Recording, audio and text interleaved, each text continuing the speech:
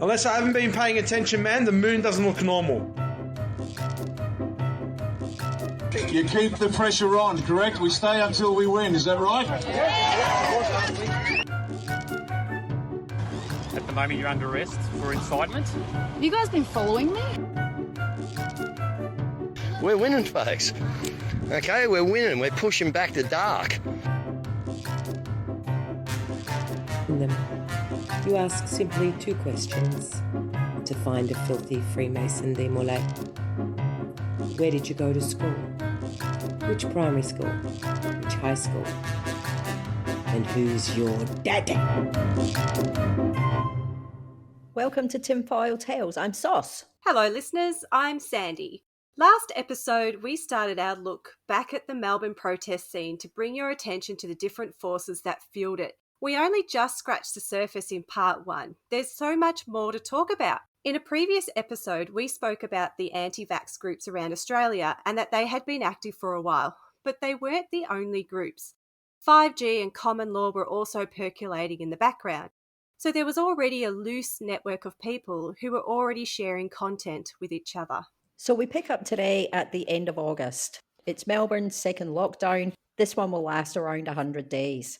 We're going to paint a bit of a picture on what was happening with COVID later in the episode, but people are scared and they're starting to feel very isolated. The media conferences every day get more hectic. They spiral into hour-long tit-for-tat between Dan and the media. 3AW starts a campaign that's relentless, and we just aren't hearing enough from medical experts. Remember those Facebook community groups we mentioned? Well, they are filling up with content about the virus being man-made, that it's just the flu, that people should just stop getting tested. So some people need to believe there is something else at play. So they start to click on those Facebook posts, and that leads them to more content and more content.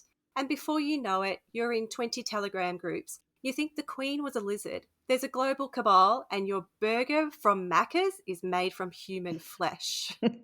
So for some people, they saw this as an opportunity to perhaps make a name for themselves, do some activism, give themselves something to do, perhaps make some money and a purpose. Why not? We were all sitting at home doing nothing anyway, and we had the internet. So in comes the influencers, the political activists, and the online live streamers. Thanos and Raph might have been the most popular at the beginning. They were certainly the most entertaining at that time. Raph was a very early adopter of the grift. Sandy, can I interest you in some shungite? Sure. Or perhaps you'd like to enroll at the Belliachi University? Wait, what's Belliachi, you say? Well, Raph came up with it. It's the first 4 letters of believe and the first 4 letters of achieve. Ah, believe, achieve, Belliachi. That's the one. It's almost as bad as TOFA, but carry on. So they did these long format lives with each other almost every second day, it felt like, and they talked a lot, which led to the battle for the smiley face protest. So we're going to meet a new player tonight, Anthony Kaloof, lover of Guy Fawkes masks and jail cells. He kind of just appeared out of nowhere, but he left his mark across 3 different states, 3 different police forces, and a bunch of disgruntled customers who are still waiting for their merch. Kaloof might have been my favourite as far as reality TV entertainment goes, but boy did he keep the drama. Well, it turns out he was sick of listening to Thanos and Raph talk about a protest maybe happening on the 5th of September. So he took action and decided to steal the logo that Thanos had been using on a Facebook group. Ooh, that burns. Yep. And thus, the battle for the smiley face protest was born. So Anthony announced there would be a Freedom Day protest on the 13th of September, which kicked off a flurry of posts and ultimately a bunch of arrests. First up, though, here's Thanos and Raph discussing the interloper.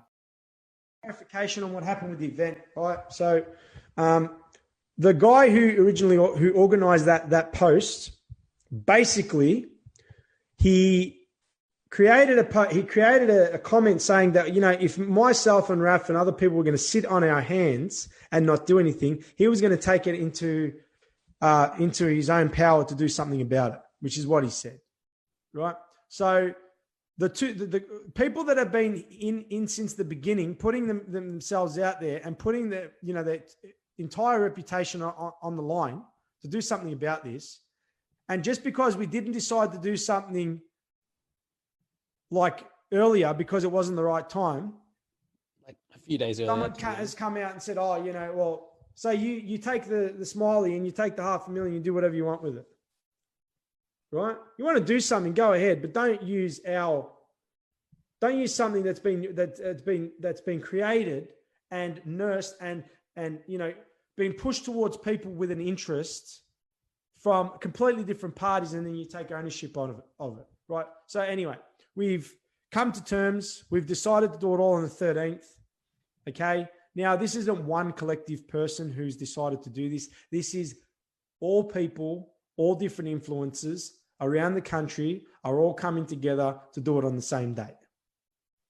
That's it. This isn't about egos. This isn't about who's going to be the face of it, right? This is about everyone getting together on the same day and everyone, promoting the same day Australia-wide. That's all it's about. Yeah. Right. So interesting chat, Raf. That 500,000 comment, well, they actually believed that they would get that many people on the streets. But anyway, they agreed to Anthony's terms and declared 13th as Freedom Day. Yay! Freedom! So Thanos sounds pretty cool, calm and collected in that clip, but trust me, he really wasn't. He was furious. And that resulted in a constant stream, it felt like, of incoherent lies. Those lies where his eyes were darting around, looking for the birds that were flying around in his lounge room. Then all of a sudden, knock on the door. Speaking. Hi guys. I just wanted to give you a quick check just to make sure everything's okay. Apparently someone's called through, saw a video online. Apparently you were a bit distressed, so I just want to make sure you're okay. That's fine. You don't mind if I... Yeah, yep. that's fine. All good. Cool, no problem. Yeah. I'm fine. What seems to be the distress about it? Apparently you just seemed a bit erratic. You were talking about all the COVID restrictions and all that sort of stuff, so just want to make sure you're okay, you're not having any suicidal threats. No, I was just exercising Article 19 of Freedom of Speech of the Human Rights Charter. That's fine, isn't it? Yeah. All good. Just want to make sure there's no suicidal threats, nothing like that. You're not. No, why would people say that? We just wanted to do a check. That's all we're here for, all right? No, so it's just a quick courtesy. That's it. We're just here to make sure you're okay. We're not in any trouble, mate. We're just making sure you're right. Okay. All right then. All good. Have a lovely day, mate. Thank you very much, guys. Thanks for the concern. Have a lovely day. Okay, but seriously, given the level of ranting and tantruming Thanos can do, this is no surprise that the cops are doing a welfare check on him. Yep. My God. Correct. So in the end, he backtracked on the date and made it the 5th again. And then there was just far too much confusion. So don't go. Because it's just stupid, Anyway, can't say much, so I've got to be very careful with what I say. As you can probably imagine, and everyone be very careful with what you say. I'm going to sit down here. People. Think, yes, it's a trap. Duh. So half the people want the 5th, other half want the 13th. People really are not big picture people, and the so-called people who run around proclaiming to be organising things, you couldn't organise a piss up in a fucking brewery. Seriously, you're so reactionary. You're so reactionary. This is how it works. Do you understand the way these cocksuckers work? Everything's a strategy they use. Now, the protest was always going to be on the 5th. The march, whatever it is you want to call it, was always going to be on the 5th, Australia-wide. It was locked in for ages ago. So anyone out there saying that nothing was agreed upon, sorry, but you're a liar. You're a liar and you've got no substance. And you're a coward. So the date set 5th of September is now Freedom Day, and everyone is told to meet at the shrine, just mill around until there's enough people to show up to form a protest. Oh, and bring a Guy Fawkes mask. The ones Anthony's been selling, of course. Of course. But in the days leading up to it, arrests start to happen. Thanos and Anthony are both arrested and charged with incitement. So is Saul Millen, who had been sharing information on this protest, along with his suburban stuff that we spoke about in the last episode. This was the time that Zoe Bueller, self-proclaimed witch, remember her, listeners? She was also arrested after organising a protest in Ballarat and creating an event on Facebook. She then live-streamed her arrest where she was handcuffed and dubbed Pregnant Mother Arrested. That video went viral around the world.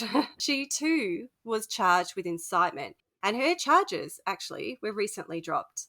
I do want to note, before we all start feeling too sorry for her, that she did a post declaring that if anyone is stupid enough to get vaccinated, they are to keep away from her and her new baby for at least 3 weeks to avoid their vaccine shedding onto them and making them sick. Zoe is very much pilled and quite open about her alternative beliefs. Someone else was arrested too. Excuse me? What's the problem? No, you don't. You don't have authorization to be on the property. Open the door or force it. You don't have authorization to be on the property. I'm not playing your game. You are illegally trespassing and you will be charged. Well, show me the search warrant. Hold on, you're not just going to...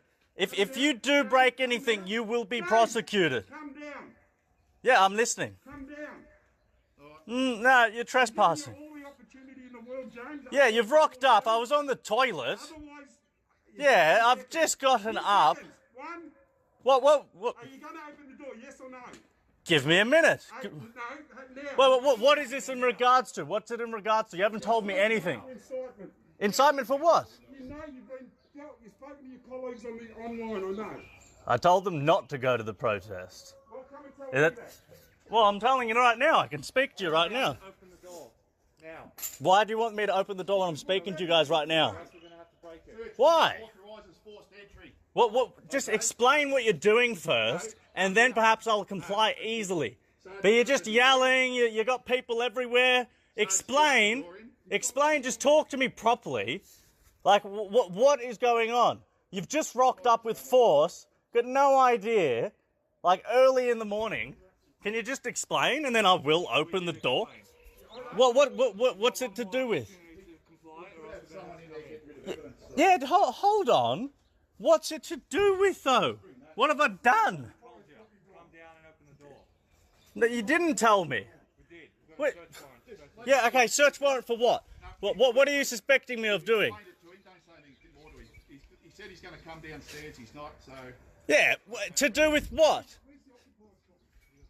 No, if you do that, I will charge every single one of you. I'll take you to court and you're going to lose. Look at that no trespassing sign, yeah? There's 7 court case precedents from the Supreme and High Courts of Australia. You said you're coming down, you're not? Yeah, because I'm trying to talk to you first. You're not telling me what you're doing. Told you. Yeah, what's it? Search warrant for what? What gives you the authority to have a search warrant?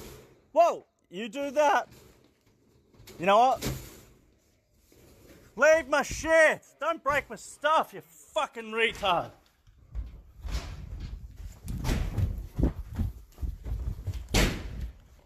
Hey, stop breaking my shit. Leave my shit. Whoa. Yeah, okay. All right, stop. I'll stop. Okay. All right. Okay, stop. I'm compliant. Stop resisting. You're turning your hands behind your back. Behind your back. I think this is one of your favourites, Soz. Ah, yes, old mate Peeper is arrested in one of the best takedown videos I've ever seen. Rewatching it the other day for this just brought me so much joy. He was charged with incitement along with possession of prohibited weapons, which I think were samurai swords that he actually had hanging on his wall.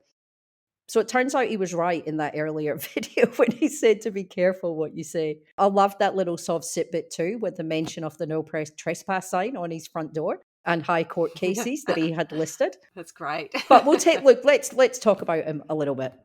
So he'd been featuring pretty heavily with Raph. At the start, they were just about crypto bro and the gym brah.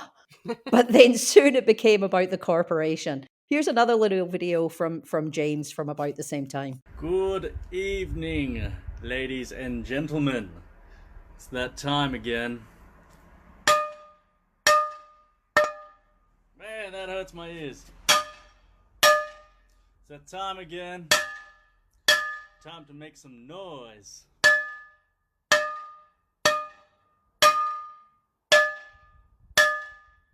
Hello, ladies and gentlemen. Good evening. It's that time of the night again to make a little bit of noise.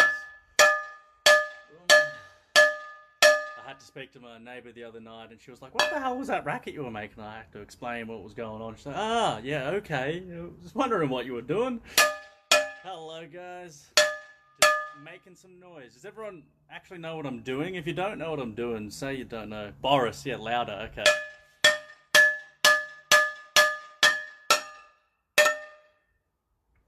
Good to see you're happy, mate. Yeah, thank you.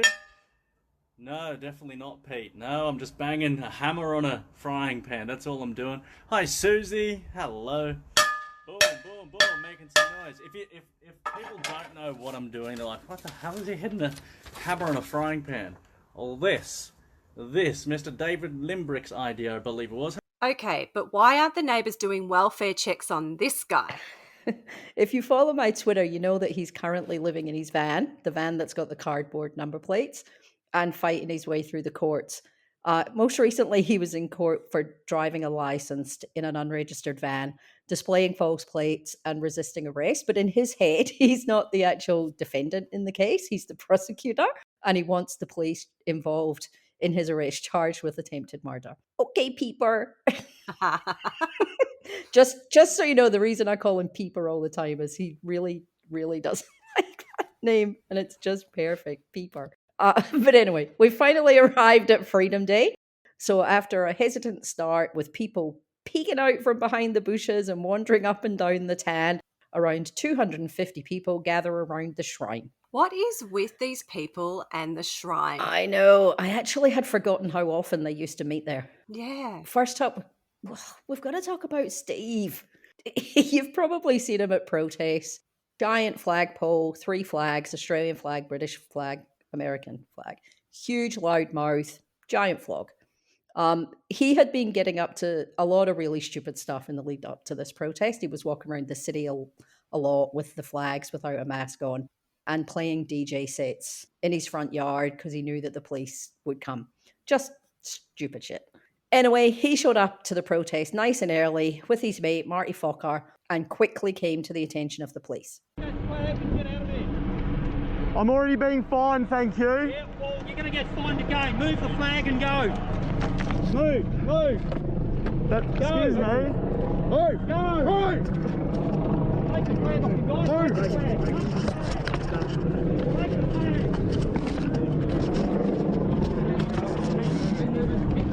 Take the flag. Take the flag. I'm allowed to be here, peaceful protesting. Move.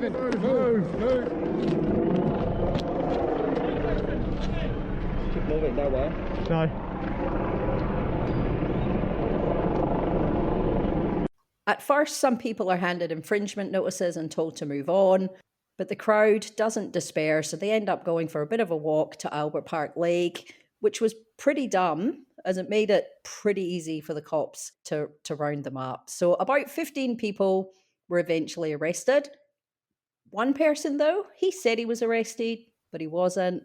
Started a petition about it and a fundraiser. I am media. I'm media. I've got my permit in my pocket. My permit is in my pocket. I'm fine. I've got my permit in my pocket. I work for Rebel News. I am lawfully here. Bloody hell, that was a lot to get through. We have moved forward only 2 weeks on our timeline. So the 13th of September rolls around and they're out on the streets again. This time they go to do some shopping at the Vic markets. Again, they are told to blend in, bring shopping bags, mingle with the shoppers, and then the protest will start.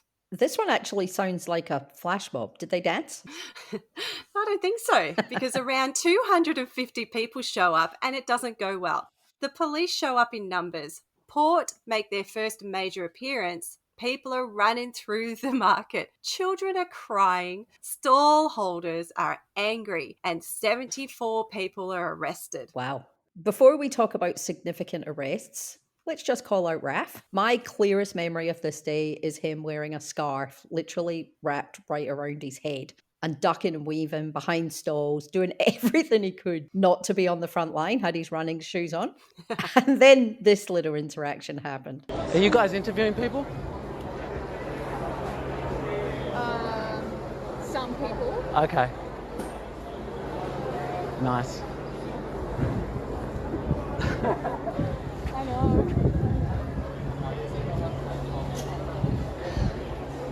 How do you feel to work for the fake news? How do you feel? Absolutely terrorizing Australians and making them feel so fearful for their lives from the propaganda that you guys freaking spit. You pieces of shit. I don't know how you wake up at night. Yeah, Raf had no problem going up to anyone from mainstream media and abusing them. These might be the most cringe-worthy type of videos throughout all of this. Reporters and the like just stand there, not antagonising, not really knowing what to say, and obviously a little bit nervous, while anti-vaxxers and conspiracy theorists hurl rubbish at them, and they think they're getting through to these people. It's just the worst thing to watch. But back to the market protest. So the main organisers of the 13th were David Stills and Tony Pecora, and both ended up getting arrested on the day and were both charged with incitement and given quite strict bail conditions. David Stills is also known as David Weisinger and has been around since the start and has been a vocal opponent of how the movement has been managed lately, taken to lives to call out Mission to Melbourne and all the grifting. But back in the day, he and the movement's constitutional expert, Jackie Dundee, created Winning Victoria Back and crowdfunded over $100,000 for cases that he took to the High Court to argue the validity of the Public Health and Wellbeing Act. But much like every other case the movement has crowdfunded for, his attempts failed. But he got paid well to give it a go, I guess. Tony Pecora, well, he joined UAP as a candidate in 2019, but was dumped by them for his conspiratorial views around 9/11. He claims he used to be a bit of a hippie and Greens member. He even founded a renewable energy company. But it kind of looks like he flipped when he had his great awakening, and that's landed him where he is today. After a few failed courtroom antics, the last we saw of him was in Mexico, sipping cocktails in an interview with Andy Nolch, of all people. Everyone, remember the name Andy Nolch, because we will talk about him later, and it's not going to be good. So the 19th rolls around and they're back again in a couple of different locations. The first is a park in Elsternwick, where a small group gather led by Jackie Dundee, who gets arrested. The second is down by the beach in what ends up being a bit of a game of cat and mouse, actually, between Elwood and St Kilda. Peter Little was there that day, riding up and down on his push bike, generally just talking to the horses. And Raf was on his running shoes again, managing to evade that front line. And then really on the 26th, it was rinse and repeat. So weekly protests are starting to be a thing, and it feels like every protest brings more people.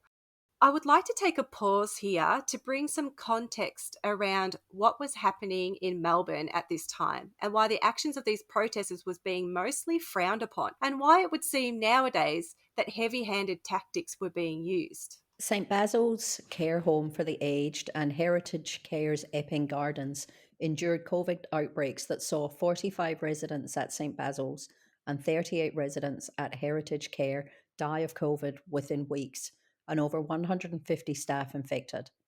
Frankston Hospital endured a COVID outbreak that saw over 600 staff members furloughed and wards temporarily closed as they worked to get the outbreak under control. The virus was straining the hospitals and ambulance services due to staff furlough and hospital resources being stretched. Non-urgent surgeries had to be cancelled to make way for COVID infrastructure. A virus this infectious required its own ward with proper airflow and spacing between patients. That took the beds that would have been used for people requiring care from surgeries. ICUs were being taken over by COVID, so non-COVID ICU patients had to be placed in theatre recovery areas, which at the time were the only suitable places to hold critical patients outside the ICU. Again, this is why the surgeries were cancelled. There were never people lying along the corridors in droves like in the movies, but it took up resources and hospitals had to be completely replanned internally to accommodate a virus like this and the disease it caused, one that they had never had to deal with before. This was the alpha strain that was showing a more severe disease outcome than the variants we see today, and it was also pre-vaccines. So while all this was happening in the hospitals and aged care facilities, the protesters were claiming COVID wasn't real. They were anti-COVID, anti-mask, anti-lockdown, making claims about their freedoms and rights while washing themselves of any responsibility at all. So in light of what was happening, these protests were not well received by the community. Back to freedom though, eh? Yeah. So walking around the streets like plague rats. Can I just pause for a moment? I need to give due credit here on the copyright. I don't want to get embroiled in the Cam Smith, Tom Tanaki battle over who came up with cookers. So I am declaring Plague Rats copyrighted by @Sixenheimer on Twitter, full stop. Plague Rats was pretty... Plague Rat. It was actually a good description at the time. So I'm letting Sixenheimer, Cam Smith on Twitter well done, Cam. own the copyright on that one. Thank you, Cam. Yeah, there was a lot going on with the protest, but that actually wasn't all that was happening. The anti-Dan thing was really starting to build. So first up, Monica got a bus. Well, she didn't get a bus. A guy gave her a bus to use. It had Sack Dan Andrews painted on the side, and she drove it around doing interviews with Liberal politicians at every minute, it felt like, and the Lib Dems. So she would share details on where the bus was going to be. People would go there and live stream her talking about Sack Dan Andrews.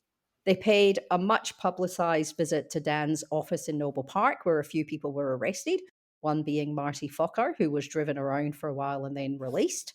The bus would always come to the attention of the police, and they always went through it, gave it a good check. One day it was actually given a canary for one of the tyres, and Monica was straight onto that as a fundraising opportunity, asking for thousands of dollars to keep the bus on the road. $400 for a tyre, but she had like a $5,000 target on that fundraiser. Wow. Yeah, that's about right. I also want to pause here and just let everybody know it's Marty Fokker. That's not an accent? Is that an accent? Sorry, yeah, Marty Fokker with an O, not Marty Fokker. Although he is a fucker, but his name's Marty Fokker. I just know that other people were listening to this thinking that. So that's done. That's cleared. Right, back to our podcast. Meanwhile, Mel Ann is driving around in her digital warfare truck, which had a whiteboard on it so people could come down and write how the lockdowns affected them. They would use footage from press conferences and then put clown makeup and hats on the footage and play clown music in the background. She visited Dan's office the day after Monica, actually. I mean, come on. Where's the money coming from to fund this? Who knows? So she starts RDA at the end of August and Mel starts DigiWarfare in the first week of September. And 2 or 3 weeks later, they have all the resources in the world. Yeah, that's not suspicious at all, is it? But that's not all. If you'd looked up, you would have spotted a plane. Yeah, a plane. But this one wasn't spraying chemtrails or seeding the clouds to flood us out. This one was displaying a banner that said, "Sack Dan Andrews, no to the omnibus." A stunt crowd-funded by Mel Ann, who claims she put up $1,000 to get it off the ground. Come on. Look, it was really obvious then that Monica and Mel were working together on this, as it was very coordinated, the way that they were doing it, where they were going, who they were going to interview. The benefit of doing it that way? Live streamers. They were never torn between who to follow. They had the full complement of citizen journalists at every single event. Everything was being live streamed and shared across countless pages and groups. A few other things were happening too. A menswear shop in the southeast called Harry's Menswear decides to open. Surprise, surprise, Monica is on the spot to cover it. She does an interview and Harry says that he has surpassed what he would normally take over Christmas 60 times over and that his shop is empty of stock. She was live streaming this from inside the shop, so we can see the shop. Yeah, he's on the screen in his shop saying his shop's empty and he's got no stock. And the shop was full of clothes. Like we can see it. Like, you're on television, mate. It's not radio. We can see. There's no self-awareness. Interesting tidbit about Harry, though. Fairly confident there was a photo on the wall in his shop of himself with Jason Wood, who's the federal Liberal member for that area, who just happened to share a lot of RDA content and just happened to have been interviewed by Monica just before the visit to Harry's Menswear. Huh, interesting. Then a hairdresser decided to open who had a yes. very sad tale. Aww. The shop is called Adam and Weave. And the owners were really struggling through the lockdown because they'd lost so much of their customers, so their business was taking a big hit. Bunch of people show up, live streamers in tow, police show up, hairdressers shut down and fined. You know what was a bit weird though? Monica was interviewing the woman who owned the shop, and I thought, she looks familiar.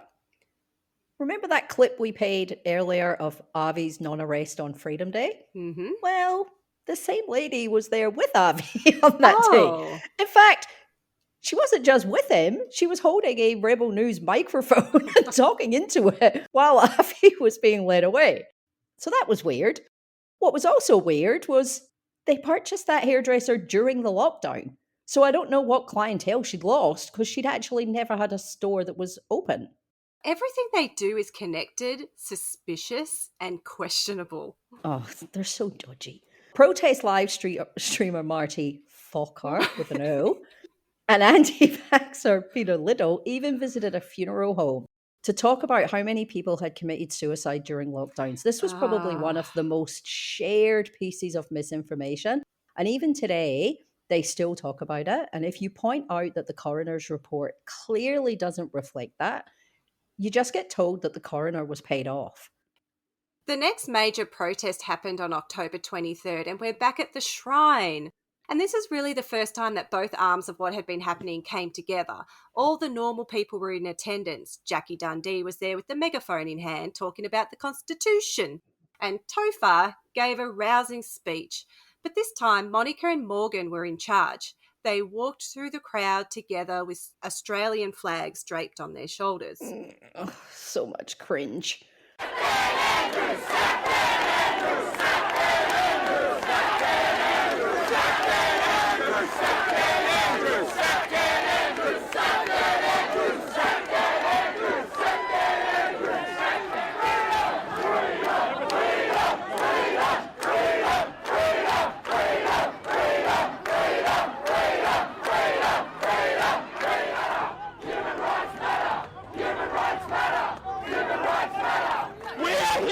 Shrine of Remembrance for a reason. Daniel Andrews is unworthy to lead a state that is built on the sacrifice of our ancestors.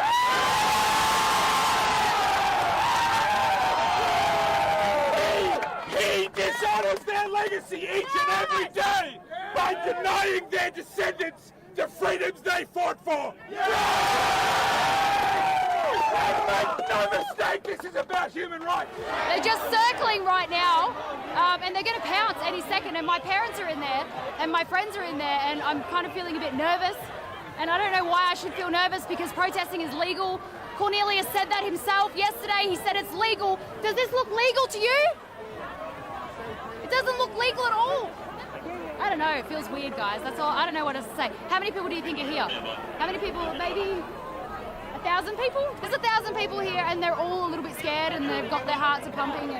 But it's a really great atmosphere and what I mean by that is not the police, but the atmosphere is there's a lot of people here and we can see changes happening. And like I got this feeling of pride and patrioticness. I don't know if that's a word. Patriotism, thank you. I'm not very polished. Anyway, I did get that feeling. My heart is going really fast and I'm really excited to be here and report on it because that is my job. So, Monica out. My parents are in there, so my parents have never committed a crime in their life except maybe a speeding fine, and they're stuck in this middle, and I'm now really worried about them, and there's no way of me getting them. How would you feel if your parents were stuck in there? This is really traumatic. In that video, Morgan is standing to the side, and next to him is a woman with a very young baby strapped to her chest. She's a Freedom Keeper, which is a global group that focuses on the fight for bodily autonomy and medical freedom. In Australia, they're kind of headed up by Taylor Winterstein, who we mentioned in our anti-vax episode. Good news though, they've dissolved that group recently, so no doubt though that another will pop up and take its place, but at least it's something. Yeah. Monica? Well, she's right at the front next to Tofar, and she is egging him on, pumping her fist. She just looked like so joyful. So the police ended up moving them on from the shrine, and they started doing what they do best, aimlessly walking around the city. They end up in 2 groups. One goes to the Botanic Gardens, while the other one headed down Kingsway, and for some strange reason, they end up getting kidled by the cops at the Ampol Servo, which is possibly the most Aussie thing I've ever seen. Yeah, the arrests that day were 16 with 96 fines issued. Monica does a piece to the camera at the end of her highlights reel, and she's draped in that Australian flag, and the shrine is her backdrop. So we're back at the Shrine of Remembrance. A couple of hours ago, it was a much different kind of scene here. There was pepper spray, there was horses, it was really intense. My father, my friends got arrested. They actually made my father's wrists bleed. My father has never been arrested for anything in his life. He's never even been interrogated by police in all his life. So I'm a little bit shaken up, to be honest. I know I might look like I've got a brave face on, but today has been a mixture of really beautiful patriotism, but as well really scary to see the police acting the way that they are. And I think there's a point where doing your job is no longer going to work, and the Australian people are never going to like the police again, and this is really, really dangerous. So now you can see behind me here, there's no people, there's no tourists, there's just a few cops standing there. I don't know what they're protecting, really. No one's here. So the protesters, just so you know, they got moved from place to place to place. I think we probably walked over maybe 2 or 3 kilometres. It was, all in all, a very, very successful day if you're looking for numbers. It was the best show of protests that we've had, you know, around the coronavirus handling by Daniel Andrews and the disproportionate lockdown. So all in all, I'm really happy with how the day went, and I hope that next weekend I'll be reporting on a similar event that's even bigger. There were also some new faces there that day. Harrison McLean, Anthony Lev, Zach Evans and others who would go on to form Melbourne Freedom Rally, which we will be discussing later. So next up was Morgan's anti-CCP protests Stop the Sale of Victoria. I didn't know Victoria was up for sale. Yeah, apparently it is. But thanks, Morgan, for stopping it. So we haven't really spoken about the Prince of Pale yet, the man who looks like he needs a bag of oranges. Stat. He does. So let's have a quick chat about our ex-betrothed. So Morgan had been around the traps for a while. He's very much into your more right-wing politics, enjoys articles by the Epoch Times, hanging around with Falun Gong, and has been associated with Avi in the past. In fact, they worked together previously on Tommy Robinson News. And in January of 2019, Avi attended an Invasion Day protest to do his thing, and Morgan was actually his cameraman on that day. Isn't that weird? Anyway, a small crowd, and I mean a small crowd, gathers at Treasury Gardens for Morgan's protest, and things could not have gone better. Not because there was a lot of people, because of this. What's the offence? You have a right to tell. You need to tell me what the offence is. Why am I being arrested, please? I would like to know. Yeah, we'll take it off then. Why am I being arrested? You can't arrest me for not wearing a mask. I've given you all my details. I have a letter from my doctor and I have a work permit. Why are you arresting me? You've given me a direction to move on based on the fact that I don't have a work permit. I have a work permit. You're not following the rules. You're not following the rules. What are you doing? Stop! You're ruining the relationship between the people and the police. Why are you doing this? Do you know how bad you guys look? We had a group of about 10 people. We were socially distanced. We were told that we were allowed to have this. I am a journalist. Morgan.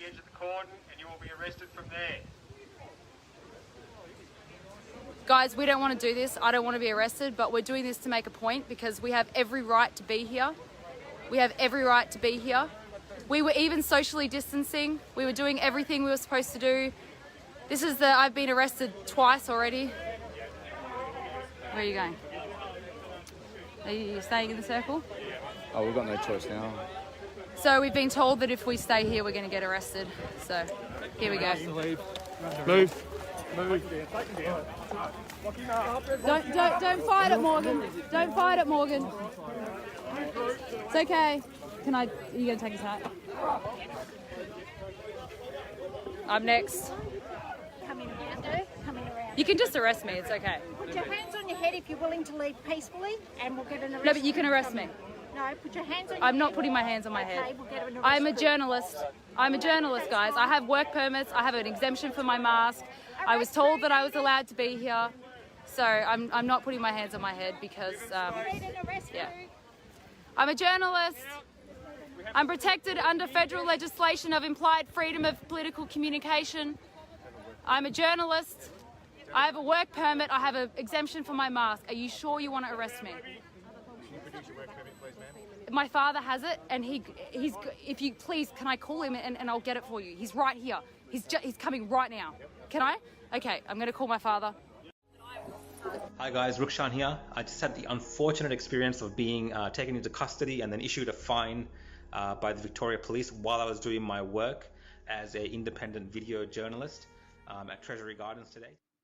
I mean, Monica being arrested, filmed by Rucksack, and then Rucksack being detained. It was exactly what they needed. Cue the outrage, cue the tyranny, cue Sky News. Yesterday there was an event called Stop the Sale of Victoria at Treasury Gardens in Melbourne, organised by the partner of Monica Smith, a journalist. Monica's website is appropriately titled Reignite Democracy. Under Daniel Andrews, democracy is dead, but few are prepared to defend it. They're frightened. Well, may we say reignite democracy. Is there any leader anywhere who's prepared to defend it? We're fast losing every dimension of our humanity. Monica joins me from Melbourne with her partner, Morgan. This is an horrific story. What I found funny about the arrest was that they were told they could continue if they stayed in a group of 10. But in the full version on the Reignite Democracy Australia YouTube, you can see that she first says there are about 25 people gathered for speeches. Then she remembered the rule and said, no, there was 10. And then she forgot the rule when signing off, saying 15 people. That's why they were arrested at the time, and kind of showed that kind of shifty behaviour went on all throughout. But she did have a "do you know who I am" moment that raised eyebrows. Uh-huh. I'm sorry. I have federal members of parliament backing me. I have the state, I have the legislation printed out for you. So the federal member Monica was talking about in that clip was Craig Kelly. She had interviewed him a few weeks earlier, just before this arrest. Remember, at this time, he was a Liberal member. So she'd had 2 federal Liberal members on her show within a month of RDA starting up. The interview with Alan Jones is what you would expect. Monica and Morgan talking about tyranny, and Alan Jones having a go at Dictator Dan.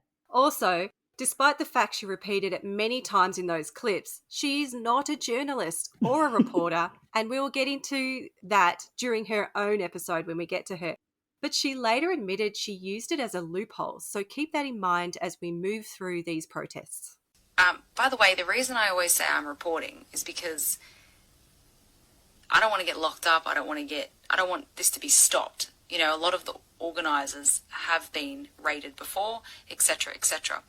So I found this loophole, and that's why I'm using it. So obviously I'm a massive supporter of these events. Okay, it's time for the big one, Cup Day. Restrictions were eased a week before, but the protest train, it had left the station. It was time for the steps at Parliament to join the movement. It was a beautiful day in Melbourne, the sun was out, and so were the cops.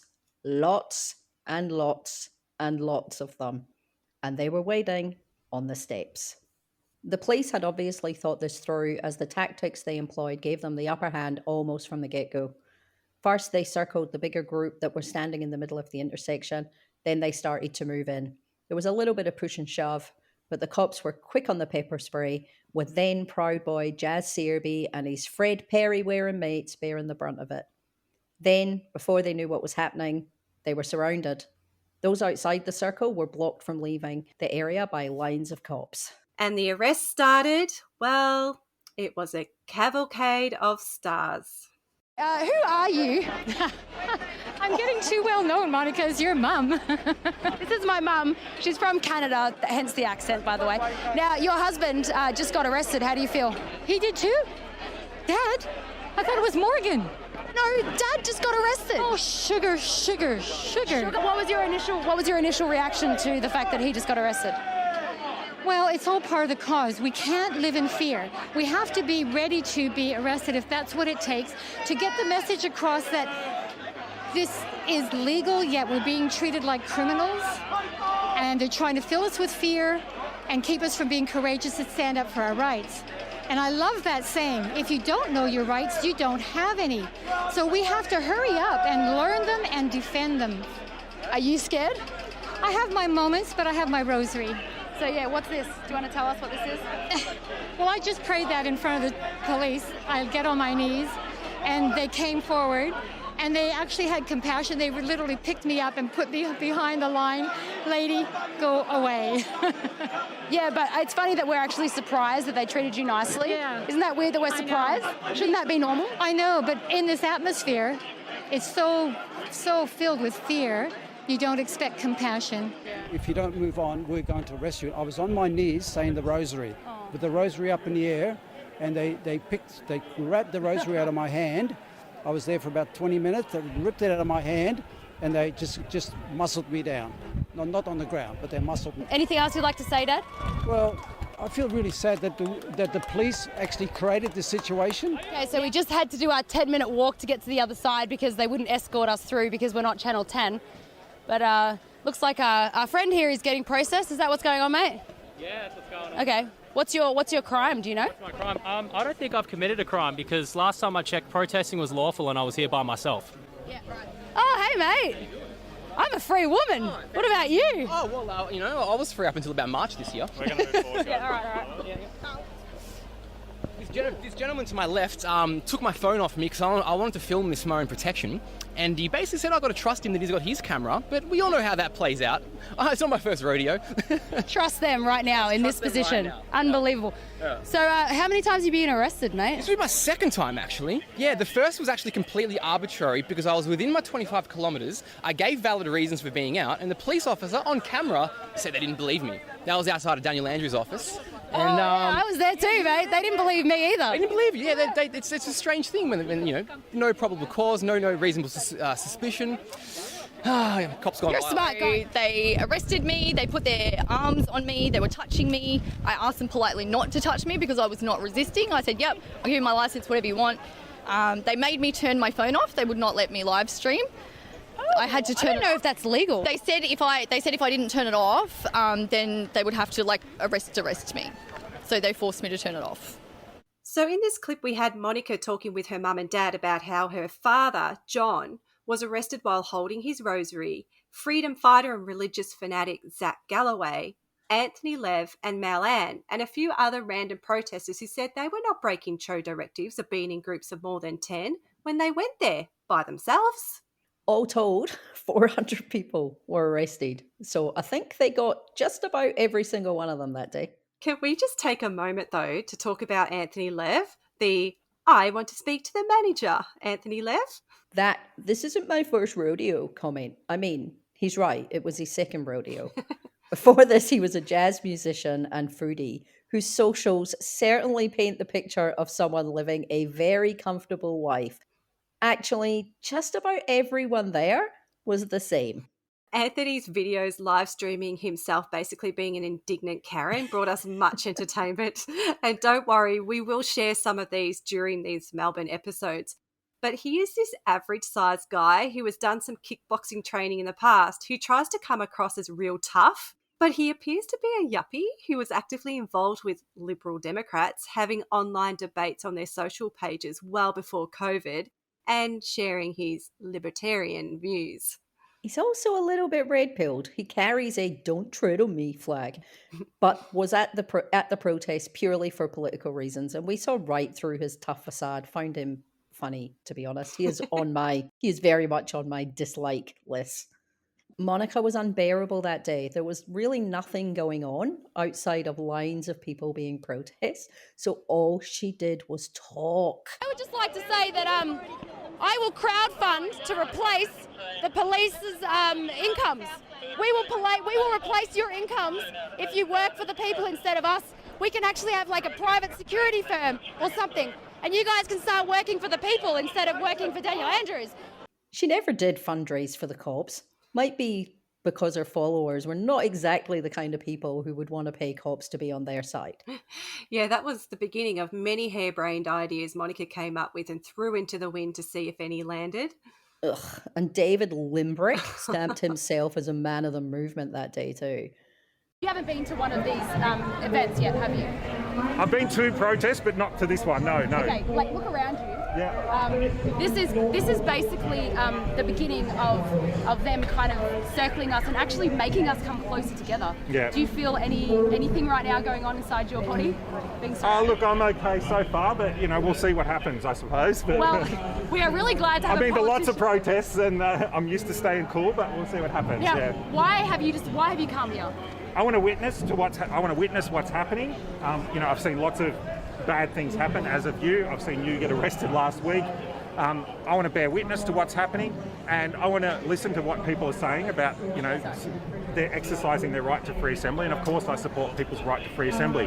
Of course I've opposed these draconian restrictions on human rights that we've seen throughout the lockdown. I think if we're at 0 cases now, for 4 days in a row, if we can't get our human rights back now, when can we get them back? Well, you just got interviewed by Channel 10, yep. And he did make you feel guilty for being involved in this. He said that you shouldn't be involved being a member of Parliament. Well, no, he's challenging it. I mean, that's their job. So yeah. But you're just. We'll see what it turns out like on the news. Thank you so much for turning up. I feel more protected having you here. So that's yeah. awesome. Well. Thank you so much. Yeah. Enjoy the day.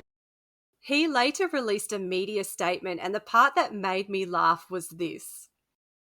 Yesterday, police herded people together, forcing them to mingle at close proximity for 4 hours or more, and then essentially charged them for failing to socially distance. Oh my God. Mr. Limbrick says there was a stark contrast between police handling of yesterday's protests and the Black Lives Matter protest he attended in June. Oh, how did I know? Yep. So it goes on. We were able to socially distance at the Black Lives Matter protest, so I am not surprised no cases emerged.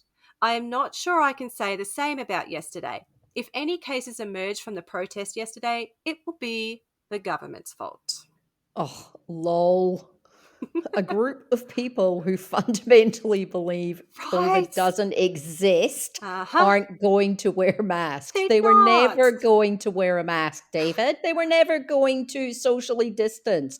But Dictator Jan. I'm here to say one main word. Scam! Scam!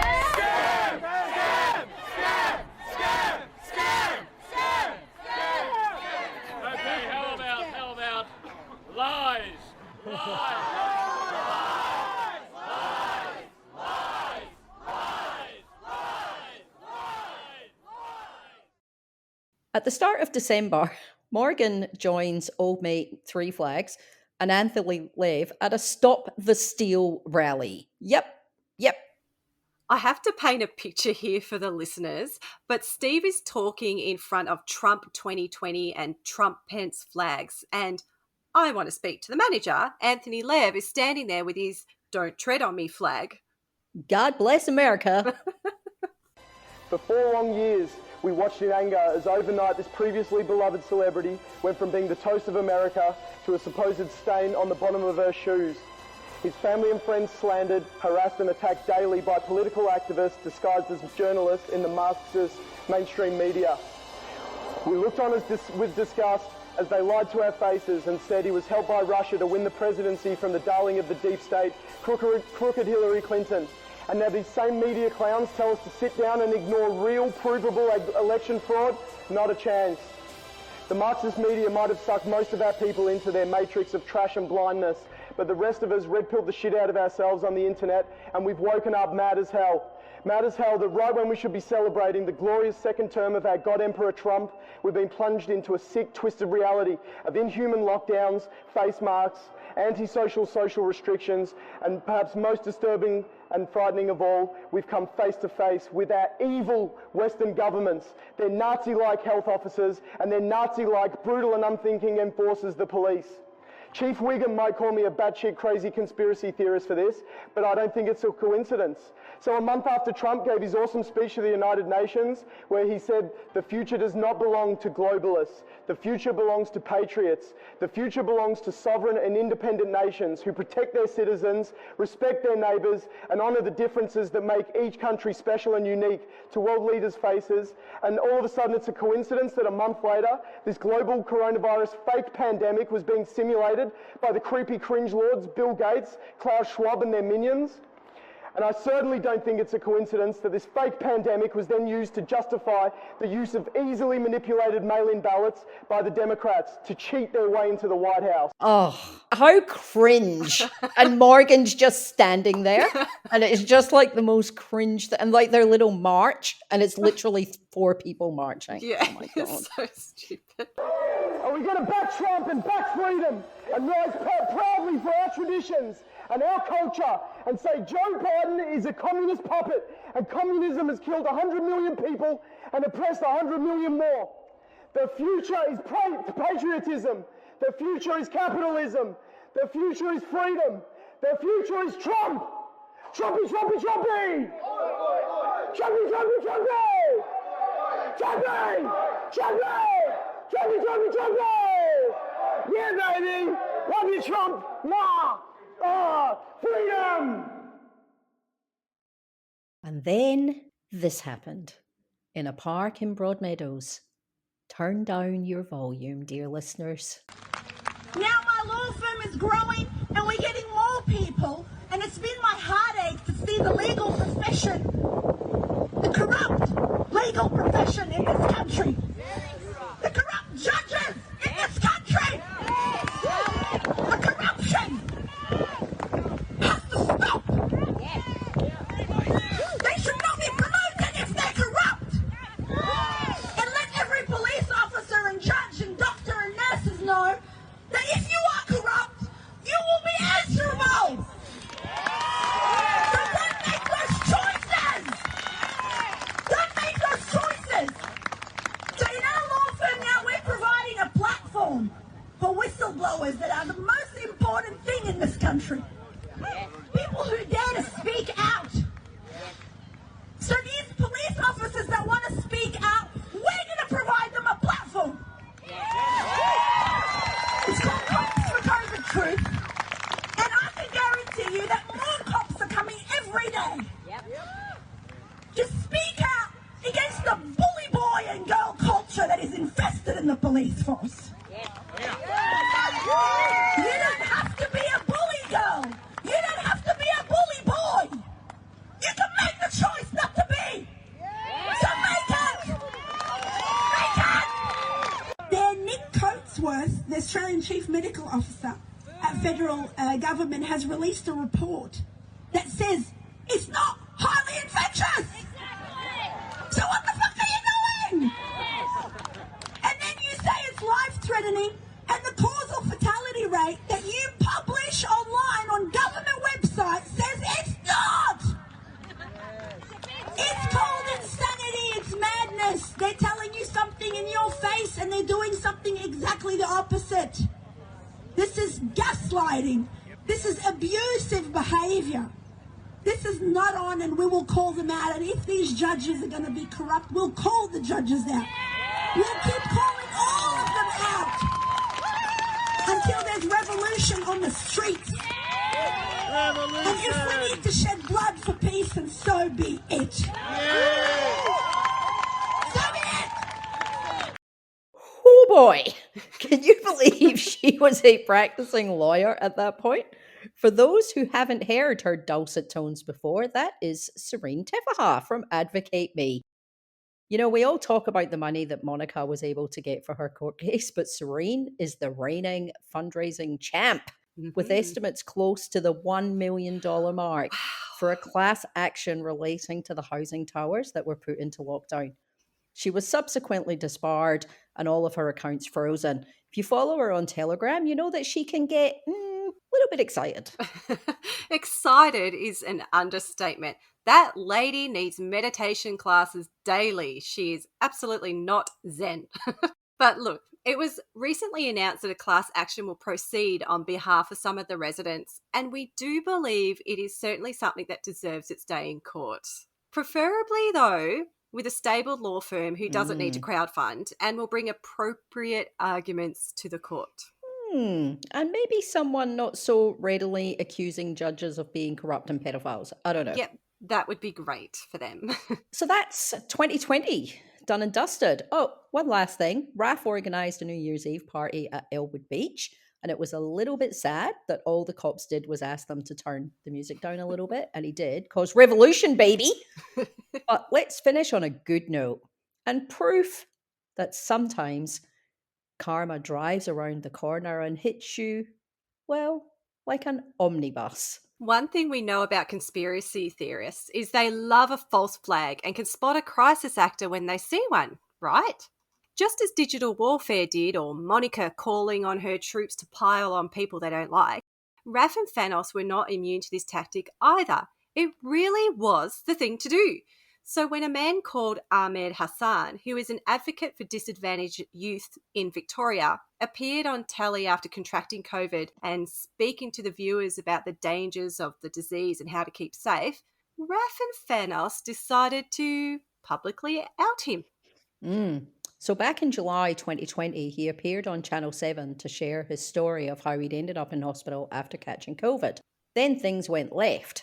His story was jumped on pretty quickly by the movement. There was talk of using a Freedom of Information request to gain access to his medical records and that he was a plant. Oh, God. This then escalated when people found pictures of Mr. Hassan with Dan Andrews. The pictures were taken as part of his youth advocacy work. That did not stop them. Mr. Hassan's contact details were then posted online and the online hate stepped up. In the end, Mr. Hassan and another man who was targeted decided to launch legal action in an effort to stop trolls spreading misinformation. Let's have a listen to what happened back in October 2020.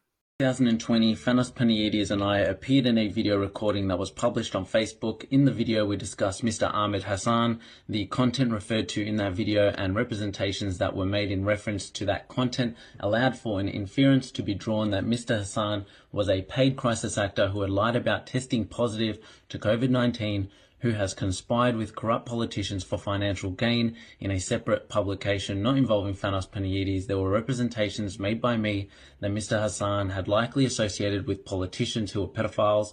These representations that were made in relation to Mr. Hassan were not based on any actual facts. Accordingly, I unequivocally retract the representations I made on that day and apologize to Mr. Hassan and his family for any hurt or damage caused to him as a result of that video. Hi everyone. In July 2020, Rafael Fernandez and I appeared in a video recording that was published on Facebook. In the video, we discussed Mr. Ahmed Hassan. The content referred to in that video and representations that were made in reference to that content allowed for an inference to be drawn that Mr. Hassan was a paid crisis actor who lied about testing positive to COVID-19, who has conspired with corrupt politicians for financial gain. The representations that were made in relation to Mr. Hassan were not based on actual facts. Accordingly, I unequivocally retract the representations I made on that day, and I apologise to Mr. Hassan and his family for any hurt or damage that was caused as a result of that video. Thanks, guys. Goodbye. So they lost and had to retract their accusations. Justice at last. But we've discovered some good news, listeners. Don't we need some good news? Oh, we do. We do. Give it to me, Sandy. All right. So where is Ahmed Hassan now? Well, he has done the ultimate fuck you to Thanos and Raph and their dirty little minions by being selected as Victoria's Young Australian of the Year. To be awarded Victorian Young Australian of the Year means a lot to me. I think I have a lot of work cut out for me in the next 12 months. To work for all young people, regardless of their background or whichever profession they're in, to support the next generation and create opportunities for more young people so that we can have more leaders and hopefully to see more young people playing a role in all aspects of society. I think that's what I think I'll be doing with my award in the next 12 months.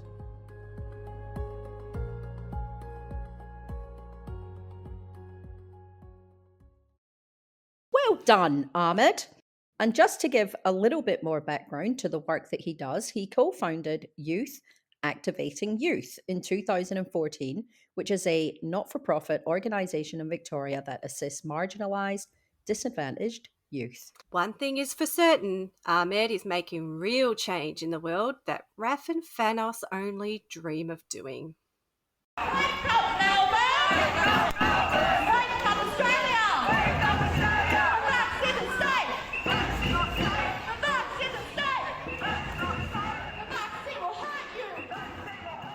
Last episode, we talked about Mission to Melbourne and the lead up to the multi-day event, and then we jumped on the conditional release program and spoke to Joel and Jack about what all went down. When we get to Mission to Melbourne in our Melbourne series timeline, we will bring you clips and stories from that event, so that is coming. But in the meantime, if you want a quicker update, jump over there and have a listen if you haven't already. But the fallout has been interesting, hasn't it, Sauce? And you've been keeping an eye on all of that. Yes.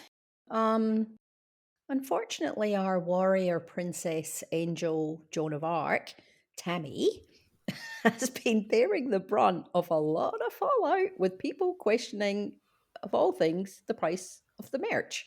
It was expensive. They're really annoyed, but like, I think there was bigger issues on the over Mission to Melbourne, but okay. Yeah, look, she's really getting a fair amount of heat. She's been doing a lot of posts, angels, she's the savior, and you won't bring me down with all of your negativity. But she's done. Tammy's done in the movement.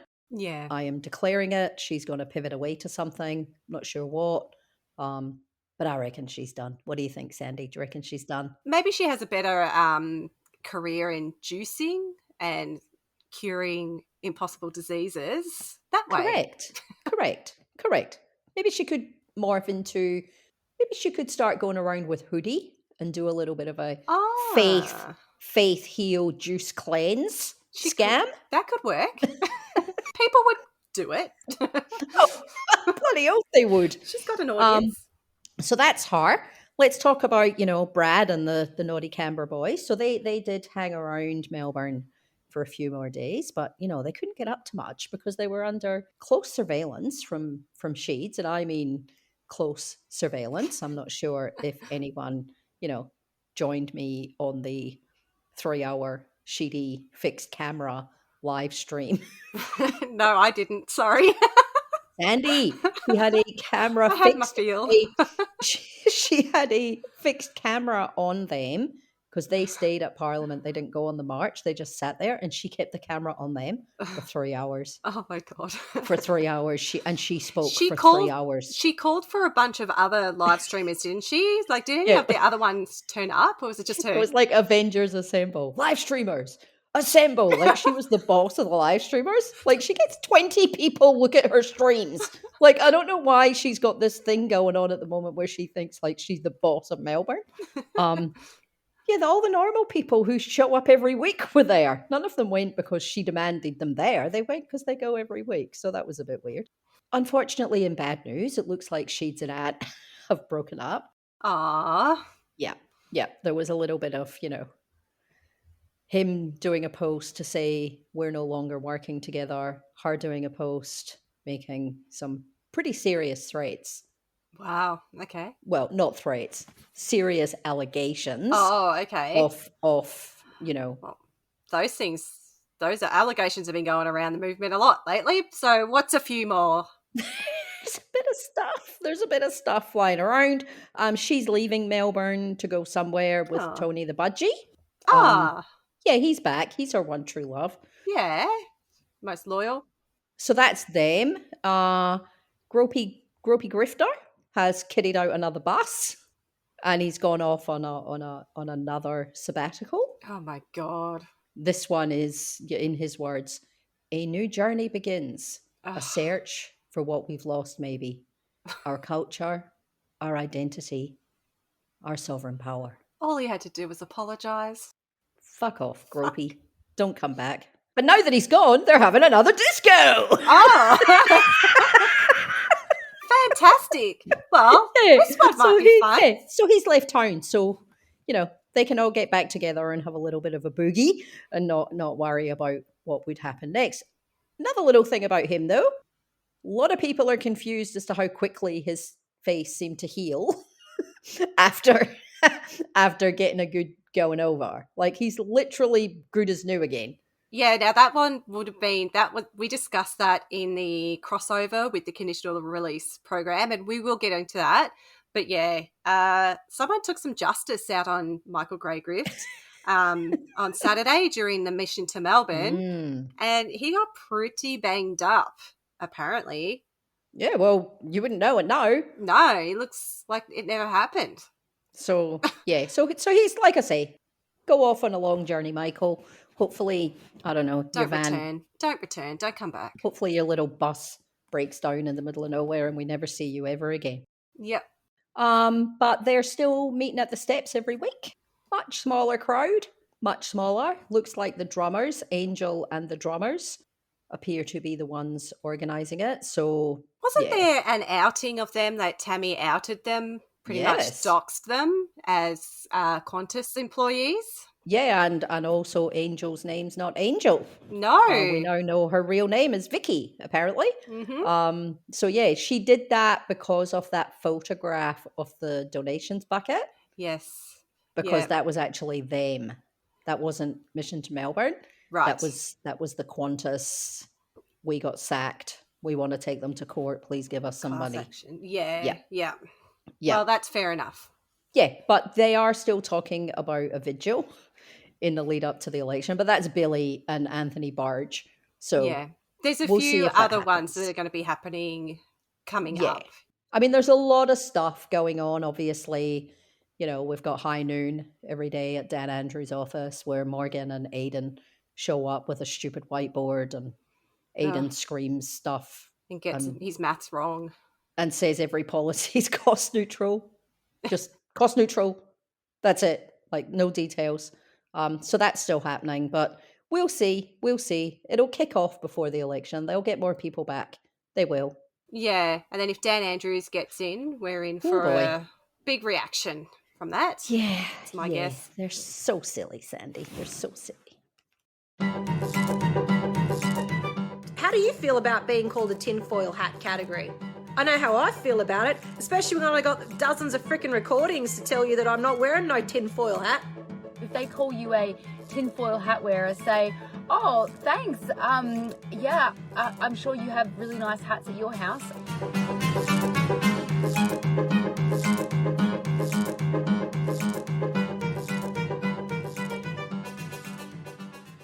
Okay, listeners, this is the part where Sauce and I share a random clip to look back on. So today, Sauce will go first.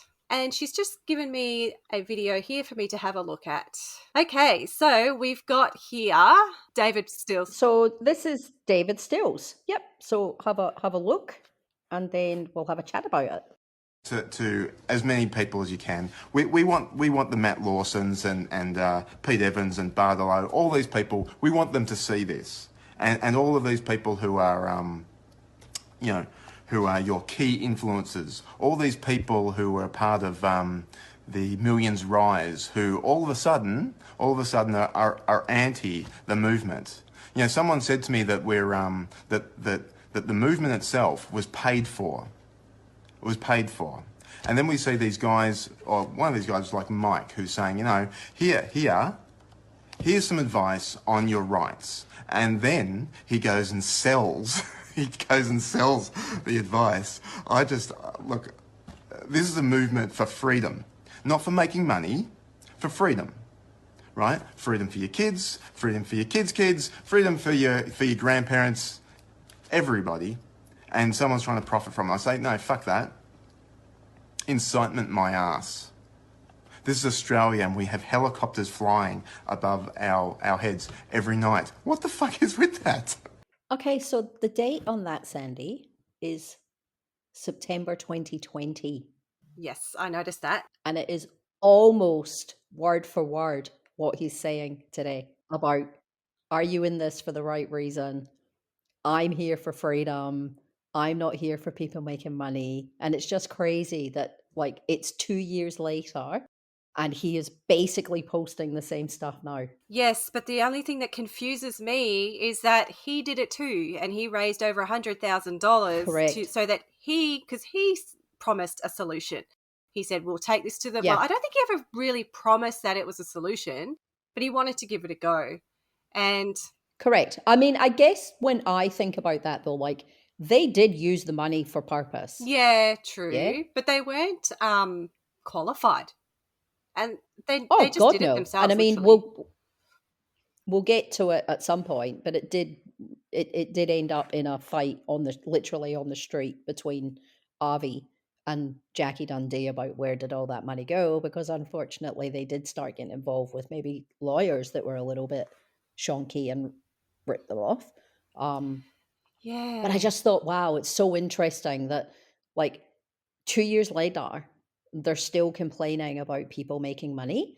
And, like, I don't understand why they get so frustrated with Tammy making $100 on a hoodie, and yet Monica made close, $300,000? Oh, yeah. Yeah. For a court case that her parents told us was free, that her lawyers Yeah. were doing it for free. And it's like, I just don't understand why he's like, and I think it goes to show what we were talking about with Jack and Joel, is that if you can pull a big enough crowd, you will be forgiven everything. Yeah, yeah. And the whole part of the whole grifting thing is that the money goes somewhere and nobody knows where it went. They're relying on other people's money. It's donations.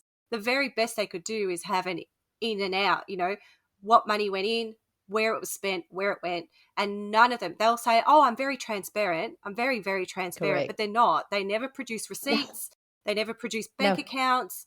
Nothing. No one knows where any of this money... It's got to be well over $1 million. Oh, well over, maybe. And the rest. And the rest, yeah. And nobody knows where any of this money went. No. And what did it get them? Nothing.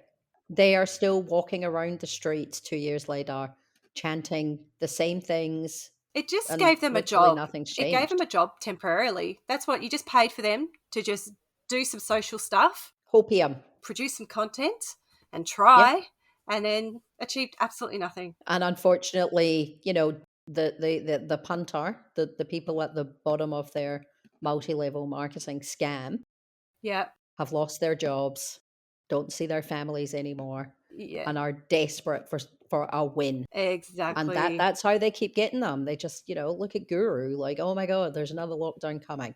They're going to steal your children. They're going to, Yeah. Teachers are telling your children to change genders, like all the most ridiculous, outlandish stuff that they say. Yeah. Yeah. But that they give people every now and then a glimmer of hope. And when they see hope, they just open their wallets. Yeah. Yeah. And they give them their last cent. Like the amount of times that we would see posts saying, I've lost my job. I've got nothing. I'm going to lose my house, but here is $20 because I think you deserve it. My God. It's crazy to me. Yeah. But like I say, I just thought that was interesting because he is probably the most grassroots than all of them. I would agree. Yeah, I would agree. His views are, in my opinion, like backwards and wrong, but he believes it. He's probably one that believes it. Yeah, he does. Yeah.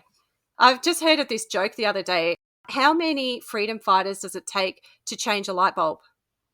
I don't know. None, because they don't change anything. Oh, one thing that we will also do is we were talking about Tammy, Warrior Princess, Xena, Angel, Joan of Arc. Someone on Twitter has done the most beautiful poetry rendition of of that post. Yes. And it is very good. It is very, very good. So I shall retweet that and people can have a listen because it's, it's quality. It's quality work. All right. So I've got one here that I have shown Soz, and it is one that went viral on my Twitter, and it just fits because of what happened, because of the convoys for Mission to Melbourne. When I was calling Canberra a giant gay rave and people were going down, like the amount of, go back and watch those videos that I was doing during people wanting to join these convoys and go to Canberra. And I said, you don't know what you're doing with the water down there. I said it probably 10 times over the 5 or 6 streams I did during the Canberra times. But I said, I've got mate Dave was there, my partner was there, a few of my friends were there. I didn't say they couldn't go. I didn't call them numpties for going or call them names or say they're idiots. But I said, you don't know what you're doing. This is what's probably going to happen. And you don't know what you're doing with the waters. And then what happened? The floods. It's like, you don't believe me? Go back and watch those streams. They were done before and during when people were there. And I just called it for what it is. It was a gay rave. It was people jacking off and putting their seed, their creative energy into the ground. Now, if you want to make a baby, so when people say, we want change, well, liken it to having a baby. Men, by the way, can't get pregnant. I don't care what you believe or your opinion. It's worth nothing if you think men can get pregnant. And if you want to make a baby as the highest form of creativity, jerking off's not going to do it. Just jizzing all over the ground is not going to do it. But what you will do is, because there's no such thing as wasted energy, it just transmutes or somebody else can take it, which is why I talk about energy harvesting. What people did down there was jacked off because no one changed anything.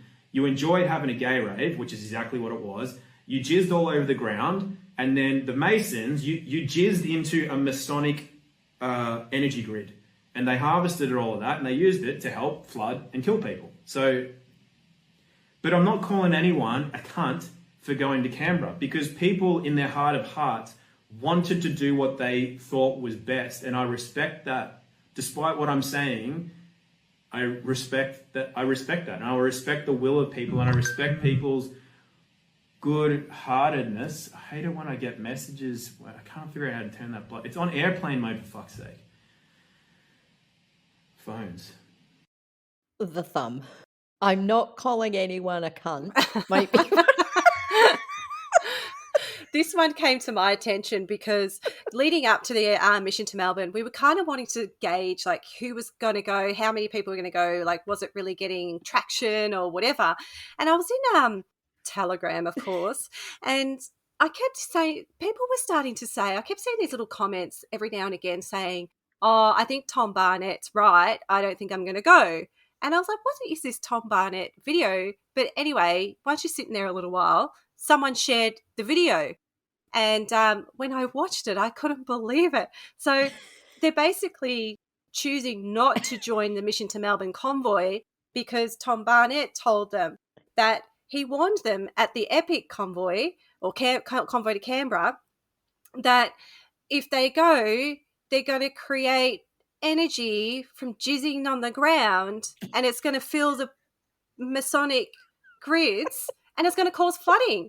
Because that's what caused the flooding up there. And death. It will kill people. Yeah. And it's like, but I had to laugh because when they had the convoy Mission to Melbourne on their lap of love and they did the convoy, it rained. It rained.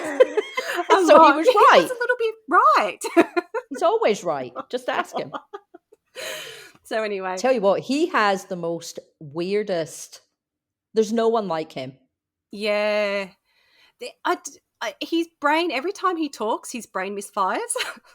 Maybe Nate Max, he's a little bit the same. He's a little bit in that same, he's from Byron. He's always talking about energy and all that kind of stuff. But it's just so Tom's weird, man. He really is. So anyway, I thought that was fitting. And I know you guys really loved it because I shared it on Twitter and heaps of shares and heaps of views. I think it was at 6,000 or something. So I'm like, okay, people like that stuff.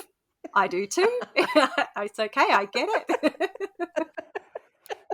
Anyway, that's a little bit of fun. He does bring the entertainment. Oh, God, yes. Thanks for listening to Tinfoil Tales. After the last episode, I tweeted a link to some amazing research that was available to read. We've redone that link again, but this week it's in the show notes if you're looking for it. Also, there is a great podcast called The Dirt Unit, and if you think we've gone deep, these guys went deeper. So have a pen and paper ready and listen to their views around how Thanos was potentially killed by Sasha Stone. That had me going, what the fuck? Feel free to follow us on Twitter. You can find Sos at SOS149 and Sandy at Sunny Sandy L. That's Sandy with 2 E's. So next week, we'll start our journey on Australia Day 2021. We'll talk about the involvement of white supremacy and hard right politics. The worldwide rally for freedom becomes a thing, and more crazy chaos will ensue on the streets of Melbourne. But for now, it's time to take the tinfoil hat off and come out of the rabbit hole. See ya! Bye, everyone.